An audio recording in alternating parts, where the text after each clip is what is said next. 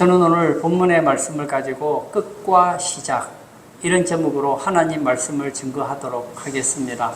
사람이 세상을 살다가 육신의 삶을 마감하게 되면 비로소 그 사람에 대한 평가가 내려집니다.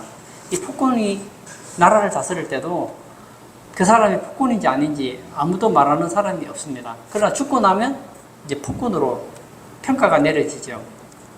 사람이 죽었을 때에 그 개인에 대한 평가가 내려지기도 하지만 어떤 경우에는 위치에 따라 한 시대를 정리하고 평가가 되기도 합니다.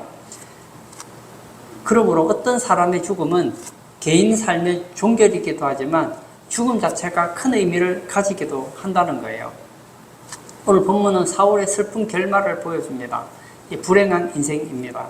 무려 40년간 왕으로 있었지만 그의 기록이 무엇입니까?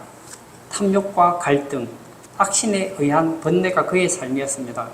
그리고 마지막 죽음을 통해 원수들을 기쁘게 하고 원수들의 신이 영광을 받고 하나님의 백성들로 크게 슬프게 하는 마지막이었다는 거예요. 우리는 오래 사는 것을 참 좋아합니다. 그러나 얼마나 오래 사느냐가 중요한 문제가 아닙니다. 얼마나 높은 자리에 올라가느냐의 문제도 아닙니다. 중요한 것은 마지막이 얼마나 아름다운가를 생각해야 된다는 거예요. 그리스도인의 죽음은 그래서 더 뜻이 있습니다. 그리스도인의 죽음은 하나님의 영광과 관련이 있으며 세상에 그리스도와 빛된 삶을 증거할 수 있는 기회이기 때문입니다. 저는 오늘 본문을 통해서 몇 가지 교훈을 받고자 합니다. 첫 번째는 이스라엘의 패배와 사울의 죽음입니다. 사울이 어떻게 해서 전쟁터에서 죽게 되었는지 오늘 본문은 자세히 설명하고 있습니다.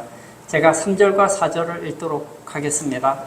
사울이 패전함에 활 쏘는 자가 따라잡으니 사울이 그 활 쏘는 자에게 중상을 입은지라 그가 무기를 든 자에게 이르되 내 칼을 빼어 그것으로 나를 찌르라 할례 받지 않은 자들이 와서 나를 찌르고 모욕할까 두려워하노라 하나 무기를 든 자가 심히 두려워하여 감히 행하지 아니하는지라 이에 사울이 자기의 칼을 뽑아서 그 위에 엎드러지매 우선 죽음의 방식이 너무 비참했다는 거예요.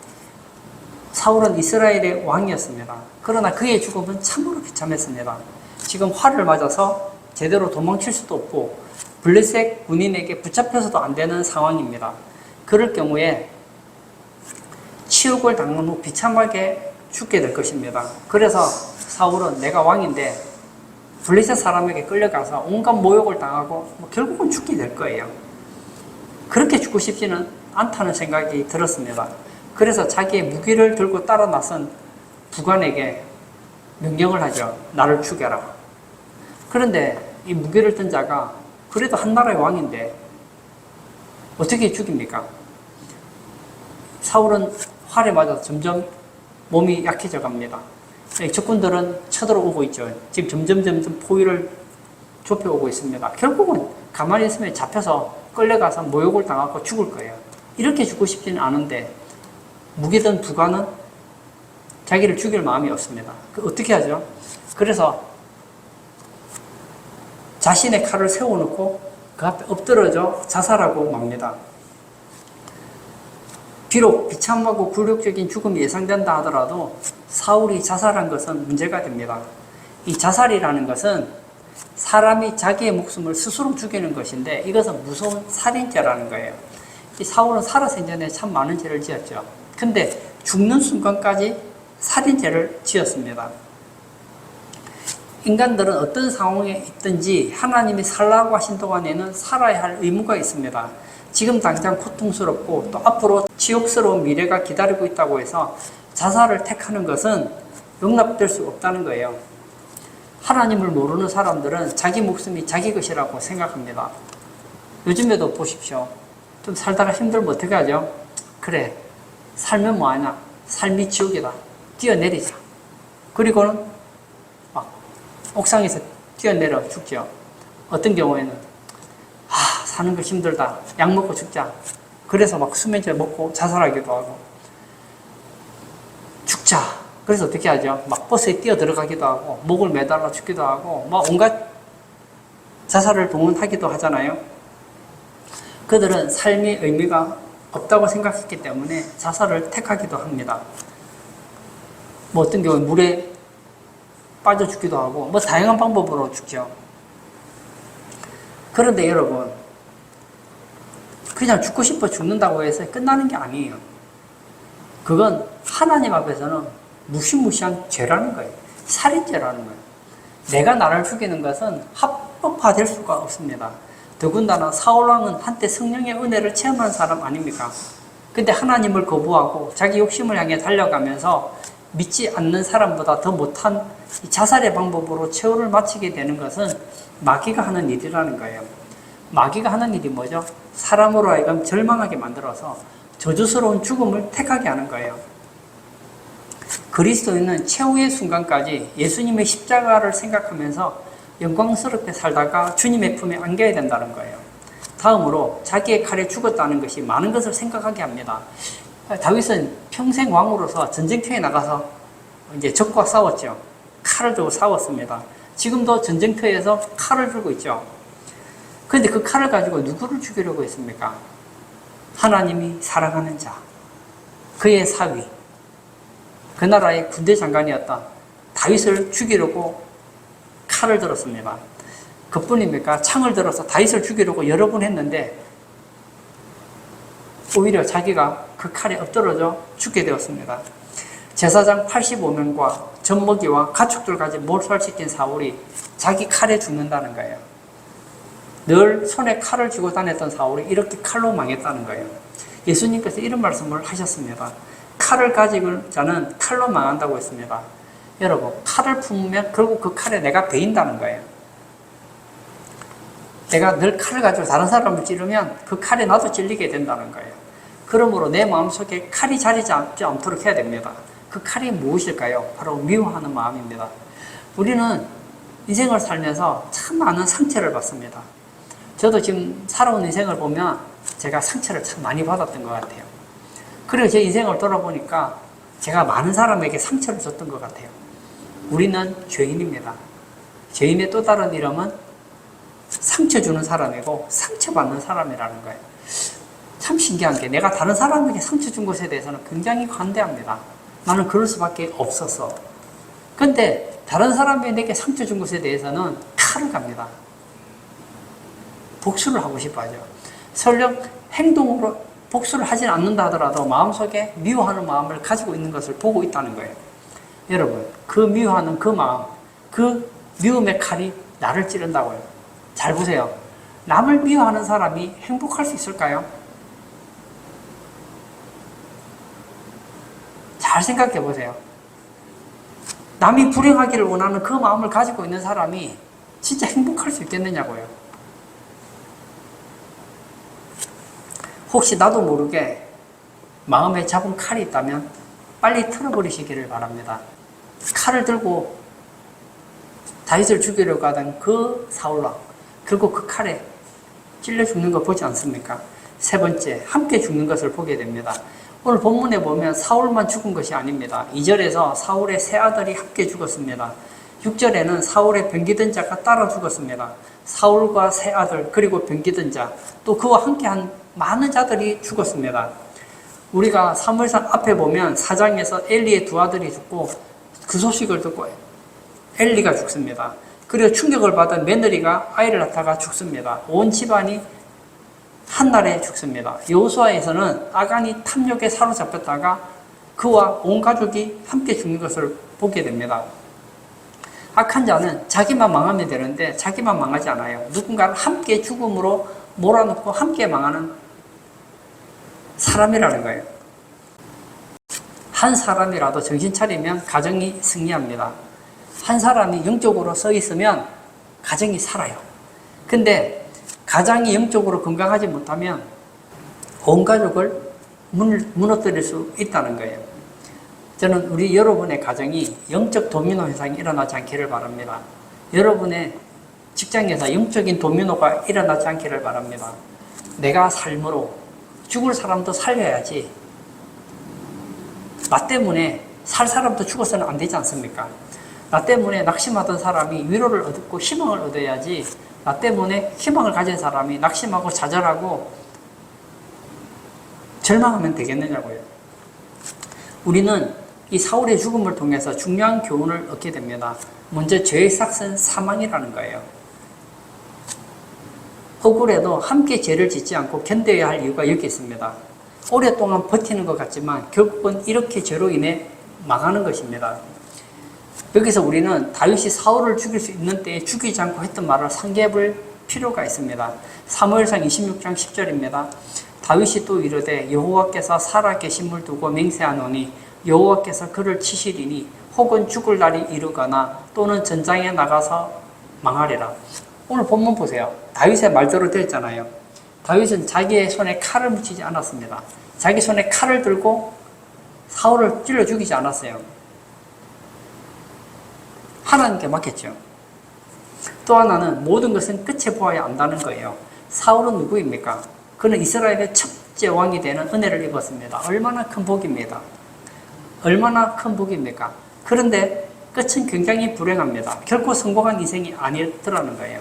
여러분, 저는 이 사울의 마지막과 다윗의 마지막을 보면서 참 대조가 된다 하는 것을 느껴요. 사무엘상에 사울이 왕이 될 때 얼마나 멋있게 시작합니까? 겸손한 사울, 그리고 백성들에게 인정받은 사울, 그리고 전쟁터에 나가서 민족의 영웅이 되지 않습니까? 그러나 이 사울의 마지막은 비참하죠. 마지막 장은 활에 맞고 칼에 엎드러져 자살하는 것으로 끝나고 있습니다. 거기에 반하여서 역대상 마지막 장 29장은 다윗의 죽음을 기록하고 있습니다. 역대상 29장 28절을 제가 한번 읽어볼까요? 그가 나이 많아 늙도록 부하고 존귀를 누리다가 죽음에 그의 아들 솔로몬이 대신하여 왕이 됨이라. 뭐라고요? 다윗은 사울과 달리 죽을 때까지 부하고 존귀하게 살았고 죽은 후에는 그의 후손이 복을 받았다고 했습니다. 이 사울의 불행한 마지막을 보면서 우리의 마지막을 생각해 보기를 원합니다. 옛말에 이런 말이 있죠. 시작이 반이다. 시작이 중요하다는 것이죠. 그런데 또 다른 말도 있습니다. 끝이 시작보다 낫다. 끝이 시작보다 중요하다. 이런 말도 있어요. 저는 운동을 가끔씩 볼 때가 있어요.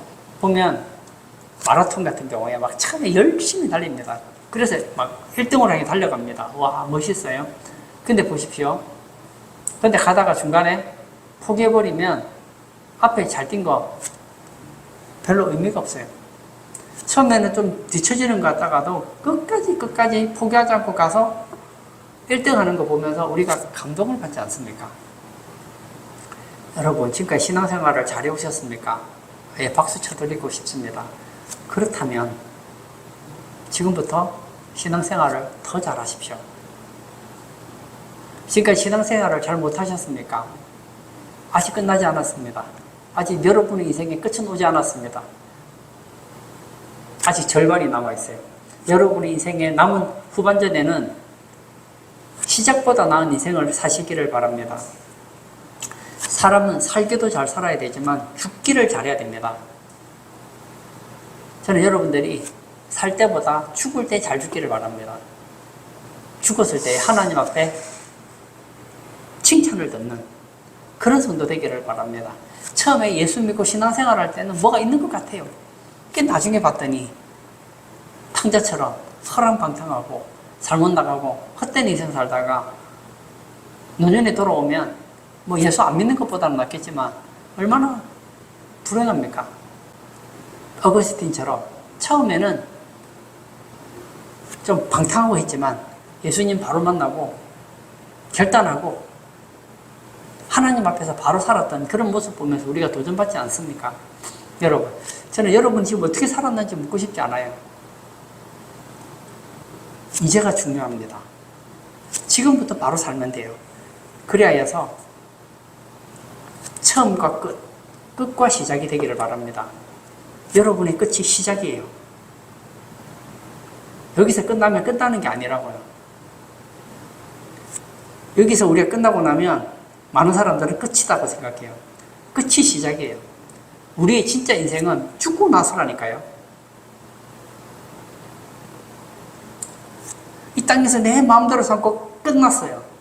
죽고 나서 보니까 하나님께 받을 상이 없어요. 하나님 앞에 책망밖에 들을 게 없어요. 구원을 받았는데 부끄러운 구원이에요. 영광이 없어요. 지금까지는 좀 부족했더라도 이제라도 잘해서 끝이 아름다우면 천국에서 얼마나 아름다운 삶을 살겠습니까? 두 번째, 죽은 후에도 능욕을 당하는 사울과 요나단의 죽음을 살펴보려고 합니다. 블레셋 사람들은 전쟁에서 이긴 후에 죽은 이스라엘 사람들의 옷을 벗기러 왔다가 사울과 그의 아들들이 죽어 있는 것을 발견하게 됩니다. 그리고 그의 시신도 모욕을 당하게 됩니다.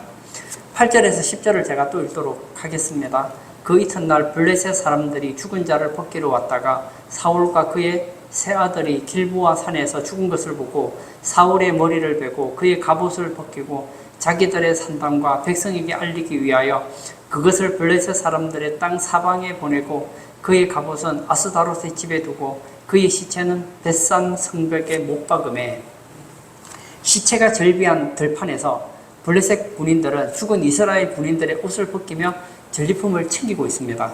그러다가 화려한 옷을 입은 사람을 보게 됩니다. 누구죠? 죽어있는 사울의 아들과 그의 아들의 시체를 발견하게 된 거예요.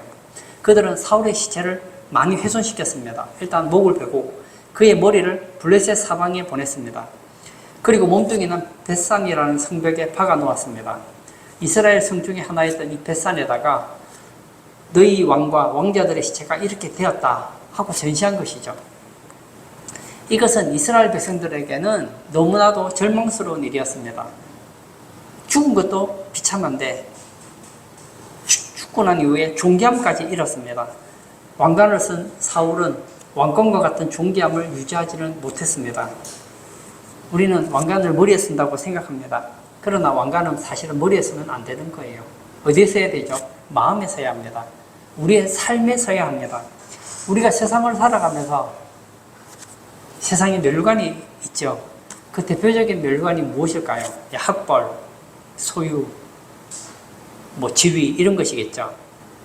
내면의 면류관을 쓰지 못하면 눈에 보이는 이런 면류관도 우리를 더 불행하게 만든다는 거예요. 여기서 저는 또 한 가지 생각해 보고 싶은 것이 요나단의 죽음입니다. 요나단도 사울왕과 같이 전쟁터에서 죽음을 당했잖아요. 그런데 우리가 요나단을 보면 알지만 요나단은 신앙의 인물이었고 다윗을 자기 목숨처럼 사랑했던 사람입니다. 요나단은 사울의 아들이었지만 아버지하고는 달랐습니다. 근데 왜 사울과 같이 비참하게 죽었을까요? 비록 요나단이 아버지 사울왕과 함께 같은 전쟁터의 장소에서 죽었다고 하더라도 죽음은 결코 같지 않다는 거예요. 사울은 왜 죽었습니까? 하나님의 뜻에 불순종하다가 심판의 죽음을 당한 거예요. 그렇지만 요나단은 끝까지 싸우다가 전사한 승리의 죽음입니다. 비록 사울왕과 요나단이 같이 목베임을 당하여 시체가 성벽에 걸렸다 하더라도 그 죽음의 의미는 다르다는 거예요. 하나님의 종도 죽습니다. 성경에 보세요. 야고보 사도는 목베임을 당했고 세례 요한은 목이 베어져서 쟁반 위에 올려져야 했습니다. 더욱이 주님은 로마 군인들에게 고문과 치욕을 당하고 십자가에 못 박혀 죽었습니다. 어느 누구도 이들의 죽음을 치욕적인 죽음이라고 생각하지 않습니다. 그런데 믿음을 배반했던 사울, 가룟 유다의 자살은 치욕적인 죽음으로 남습니다. 이것과 똑같습니다. 여러분, 세상 사람들이 평가하는 게 중요한 게 아닙니다. 하나님의 평가가 중요한 거예요. 겉으로 볼 때는 사울도 죽었고 요나단도 죽었어요. 사울도 목이 베었고 요나단도 목에 베었어요. 사울의 몸도 벳산에 박혔고 요나단의 몸도 벳산에 박혀서 조롱을 당합니다. 그러나 다르죠. 여러분, 우리는 세상 사람하고 다를까요? 우리 중에 어떤 분은 나중에 보면 가난하게 돌아가시는 분이 있을 수 있습니다. 우리 중에 어떤 분은 부유하게 살다가 돌아가시는 분이 있을 겁니다. 우리 중에 어떤 사람은 질병으로 고통당하다가 죽는 사람이 있을 겁니다. 우리 중에 어떤 사람은 사고로 세상을 떠나는 사람도 있을 겁니다. 어떤 사람은 사람들에게 인정받으며 세상을 떠나는 사람도 있을 겁니다. 각각 다 다를 거예요. 성경에 보십시오. 나사로는 어떻게 죽습니까? 그는 가난했어요. 질병이 있어요. 그래서 그냥 집에서도 죽지 못하고 그냥 길거리에서 죽었어요. 아무도 나사로 인정하지 않았어요.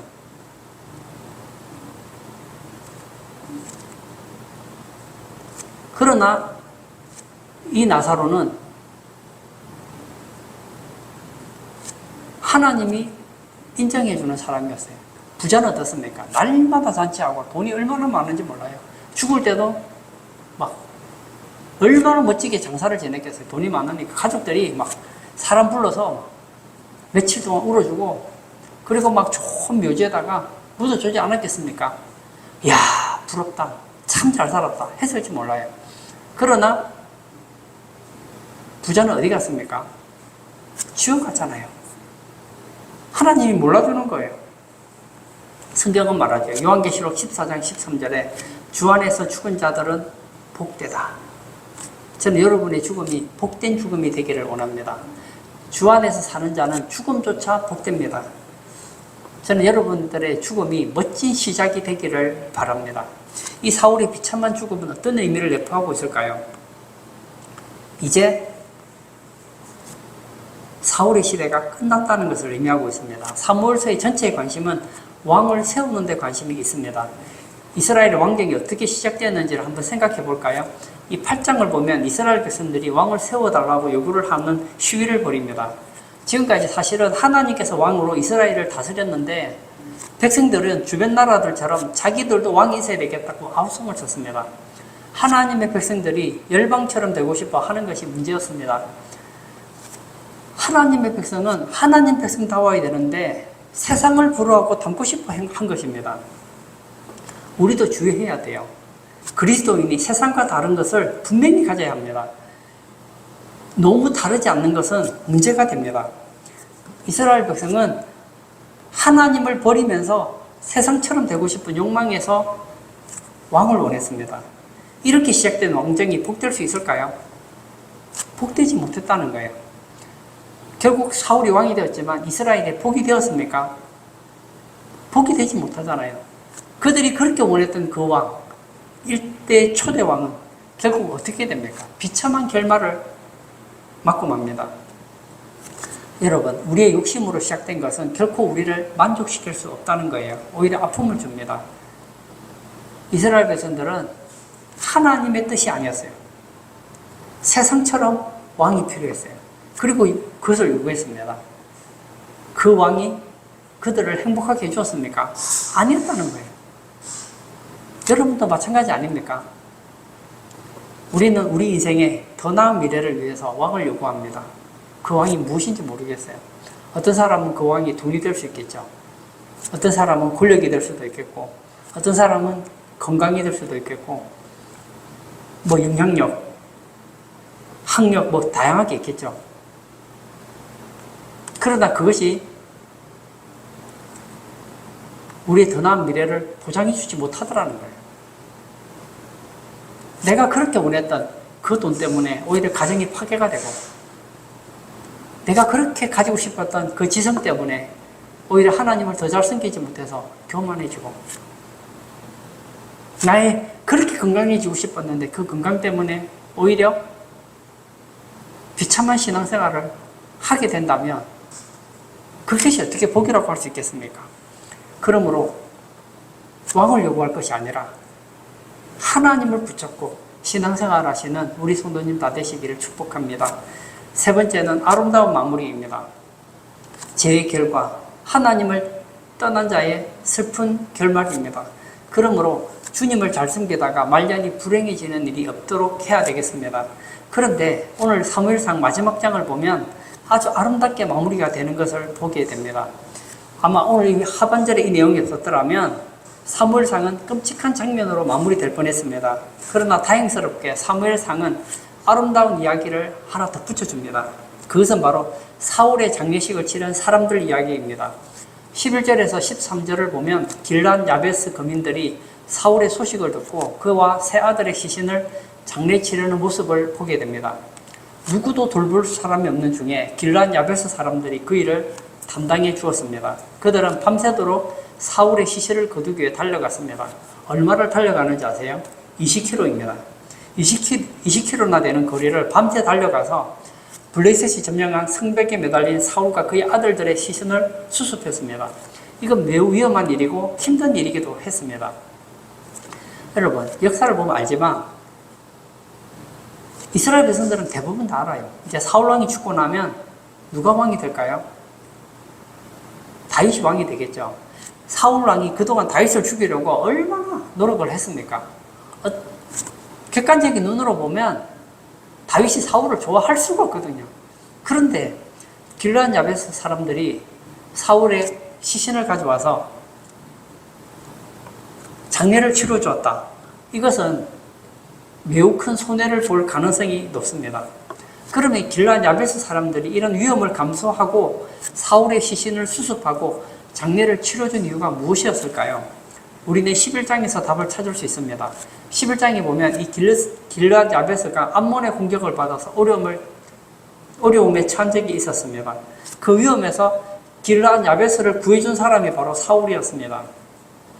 사울이 왕으로 선택된 후 아직 즉위하기도 전에 길르앗 야베스에게 은혜를 베풀었습니다. 사울에게 은혜를 입었던 길르앗 야베스 사람들은 그 은혜를 잊지 않았어요. 그리고 시간이 지났습니다. 40년이 지났습니다. 그러나 이들은 그 은혜를 잊지 않았습니다. 40년 전 사울의 은혜를 입은 사람들 중에 어른들은 아마 많이 세상을 떠났을 거예요. 여러분, 지금도 그렇지만 옛날에는 사람들의 수명이 굉장히 짧았거든요. 그 당시에 사울에게 직접적으로 도움을 받았던 사람들은 어쩌면 지금 세상을 다 떠났을지도 모릅니다.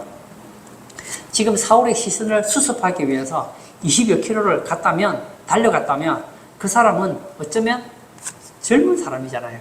그러면 40 이하라면 사울이 은혜를 베풀 때 잊지도 않았던 사람이에요. 오늘 본문에 나오는 이 장사, 만약 이 장사가 몇 살인지는 잘 모르겠는데 보통 젊고 힘있고 하는 사람이라고 하면 보통 한 20대에서 한 40대 정도 이런 사람이 장사잖아요. 좀 나이를 좀 늘려서 한 50대라고 한번 쳐볼까요? 그러면 50 정도 된다고 해야지 그때 나이가 몇 살이죠? 한 10살 정도밖에 안 되는 거예요.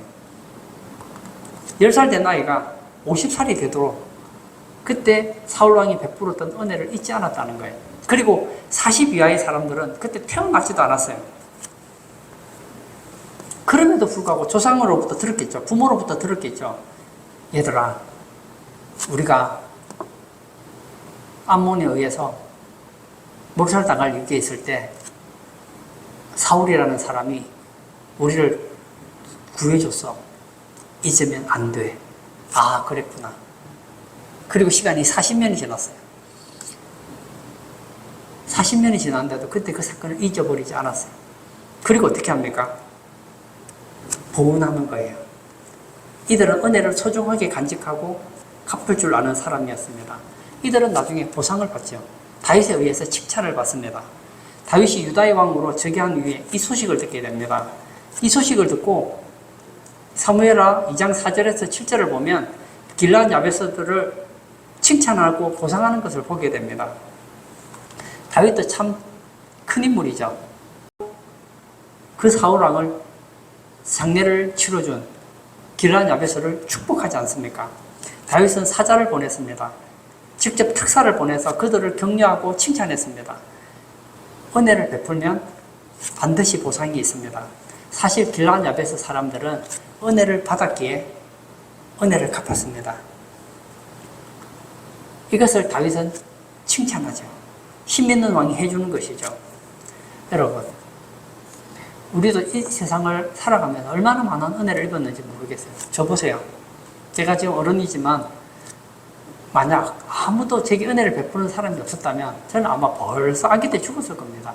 제가 뭐 아기 때 뭘 할 수 있겠습니까? 아무것도 못 하잖아요.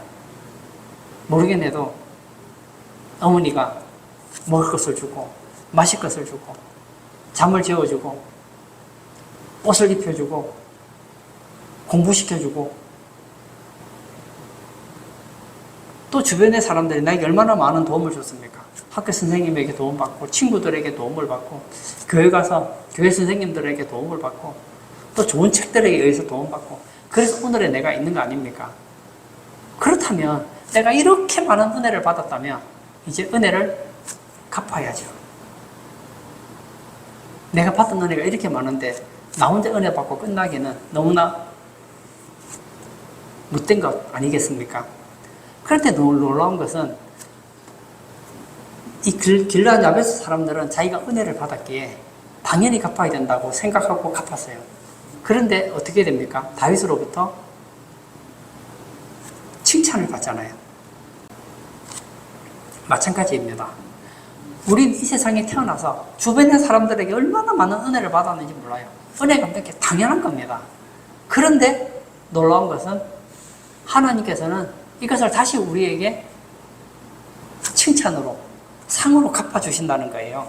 잠언 19장 17절 가난한 자를 불쌍히 여기는 것은 여호와께 구워드리는 것이니 그의 선행을 그에게 갚아주시리라.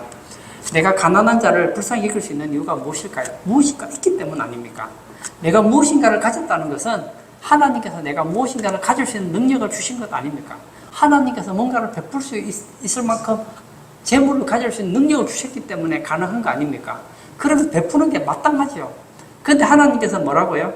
그의 선행을 그에게 갚아주시리라.